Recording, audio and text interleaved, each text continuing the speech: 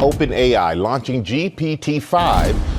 Introducing Google Anti-Gravity. Kelly, so OpenAI has just unveiled GPT 5.2, which is...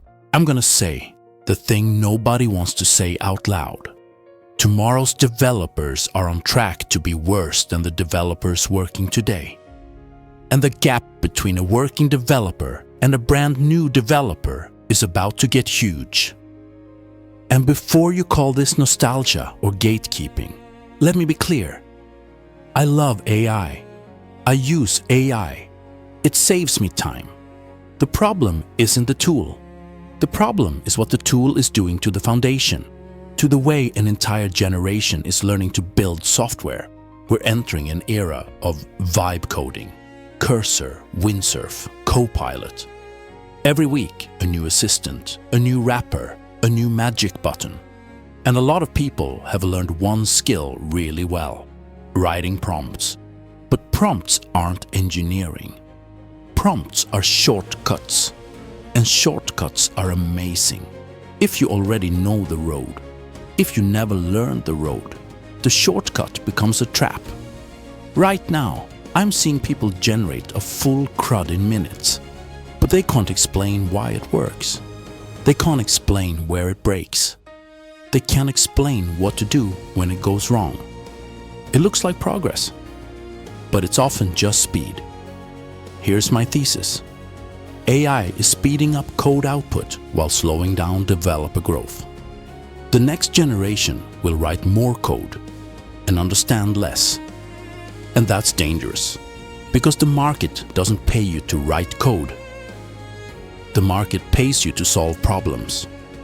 Solving problems takes logic, modeling, debugging, trade-offs, and most of all, thinking. AI can quietly remove that thinking from your daily training. And that's how you get what I call the dependency loop. It goes like this. You hit a problem. Time, 150 meters. You ask the AI. You paste the answer. You move on without actually locking the lesson into your brain.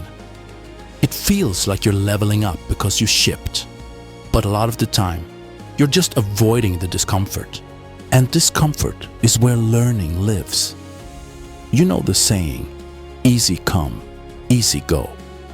When information comes too easily, it leaves too easily. Because you didn't wrestle with the problem. You didn't struggle. You didn't debug. You didn't pay the mental price that builds real intuition. And without paying that price, you don't build a toolkit. You don't build pattern recognition. You don't build judgment. That's where the gap starts. On one side, you have the developer who built a real foundation. Programming logic, data structures, algorithms, how execution actually works, how memory behaves, why bugs happen, how systems fail under load, and how to make good trade-offs. On the other side, you have the developer who learned to ask. They can describe what they want, but they can't reliably validate what they got. And here's the brutal part. AI doesn't stop you from being wrong. It just lets you be wrong faster.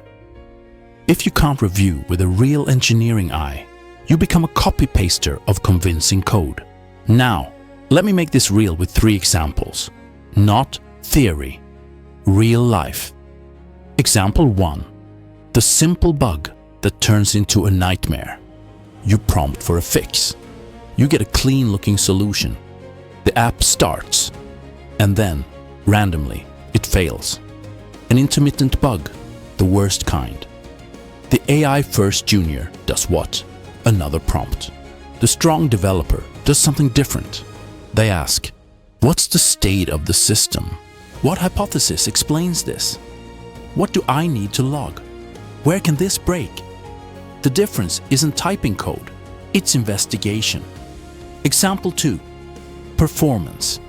AI generates a query. It works in development. Then production traffic hits and it collapses.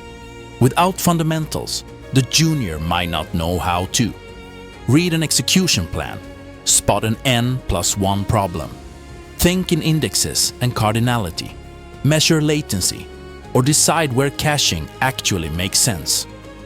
AI can suggest things, but if you can't diagnose, you can't choose. Example 3. Security. This one scares me the most. AI can generate vulnerable code that looks professional. If you don't understand validation, authorization versus authentication, injection risks, secrets handling, and threat modeling, you can ship a disaster with total confidence. So why is nobody talking about this? Because everyone is drunk on speed. Companies want features, teams want output, developers want to look productive. The incentive is ship faster, learn later. But engineering isn't about looking good. Engineering is about staying solid, and the market is about to split developers into two groups: people who can output code, and people who can sustain systems, make decisions, and solve incidents. AI amplifies that split. Strong developers get stronger. Weak developers get faster at moving toward the wrong thing. Now the important part. How do you use AI without becoming worse? I'm going to give you a simple framework I follow. Rule 1. AI does not write the final version. AI writes the draft. Then you ask, why does this work? Where does it break? What's the cost? What are the edge cases? If you can't answer those, you didn't learn. You just pasted. Rule 2. Force explanation, then reteach it in your own words. You can ask AI to explain, sure, but then you repeat the reasoning out loud, in your words. If you can't do that, you're not done yet. Rule 3. Debug first, prompt second. Before you ask AI, reproduce the issue, isolate it, add logging, form a hypothesis. Use AI as an accelerator after your brain is already engaged. Rule 4. You need training without AI. Yes, on purpose. Set aside time each week where you solve a problem without AI, read real code, and learn basic internals of how things actually work. Without that, you lose the muscle. And let me say this clearly, because this matters. This is not the junior's fault. It's the environment. It's the culture. It's the story that says you don't need to understand anymore. But the price shows up later, when the system goes down, when the bug is weird, when the incident is real. Nobody will ask if your prompt was good. They'll ask, can you fix it? So here's the recap. AI can speed up code output, but it can slow down real developer growth. A gap is forming between developers who understand and developers who only ask. The solution is simple. Use AI as a tool, not a crutch. If you're a junior and you want to level up fast in the AI era, my next video will give you a practical roadmap. What to learn, in what order, and how to use AI the right way without destroying your fundamentals. Subscribe and drop a comment. Do you think AI is helping your growth or hurting it?